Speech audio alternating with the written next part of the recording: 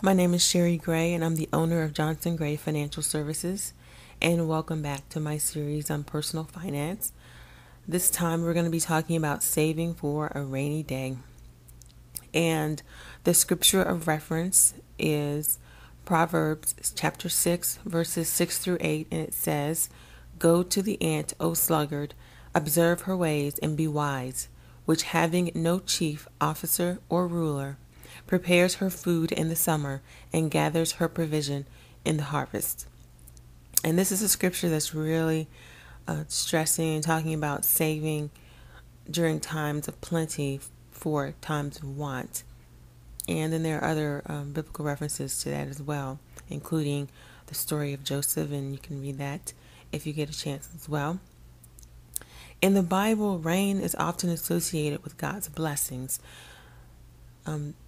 Because in this mostly agricultural society, rain was significant. It was vital to their survival. But today, rain can often mean or symbolize hard financial times. And I know most, if not all of you, have heard of a rainy day fund, what I like to call a mini emergency fund. And it's not if it rains, but it's when it rains. So when it rains, you'll definitely need an umbrella. Last month, I gave you tips about cutting your expenses. So we've gone over budgeting, and you've taken a hard look at your budget, and you've seen it in black and white, and you've looked at how you can cut your expenses. And I would use any of the extra money that you found in your budget to become current with any of your bills that you've become behind, that you're behind on, and to bring them current.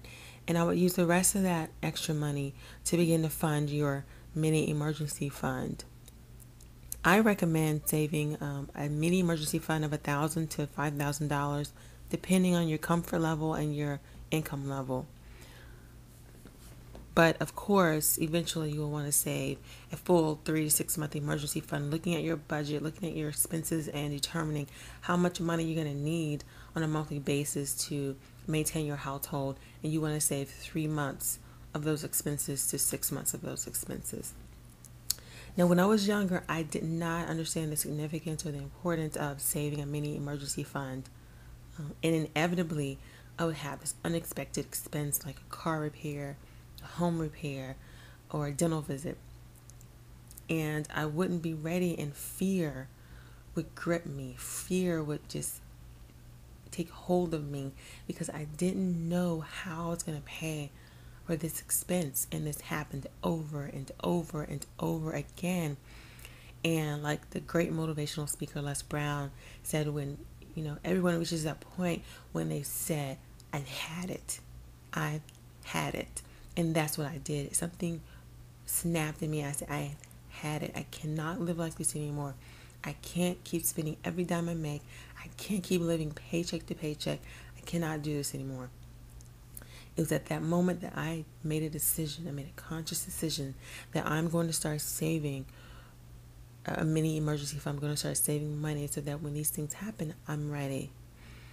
So that when life happened, like when my father passed away, we and my family had to travel to Mississippi from Virginia to attend the funeral, or when I had to replace the steering column in my minivan, that like the ant who gathers his food in the summer, I was ready. And spending that money unexpectedly wasn't a burden. It wasn't a fear. Fear was nowhere to be found in me. It was a peace in me that I knew spending that money was merely inconvenience, and it wasn't life-changing. I can't express into words. There are no words to be said, no words to be written that can explain the peace that comes over you when you know that you have the money saved to take care of an expense. I can't put it into words. It's a feeling that is indescribable, that a peace that cannot be explained. One thing that I know for certain, living these 36 years, is that rainy days can't be avoided. and that sooner or later you will need an umbrella. I hope that something I've said today has encouraged you, has helped you, has helped your family, and that it would encourage you to start making good financial decisions for yourself and for your family today. That I've made choices in my life that financial choices in my life that I wish I could take back. And no one's perfect, no thing is perfect, but that we can make a conscious decision that from today forward, I'm going to make financial decisions for myself and my family. They're going to be a blessing and not a curse.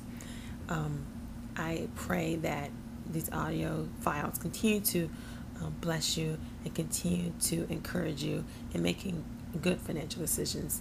Thank you, and God bless you.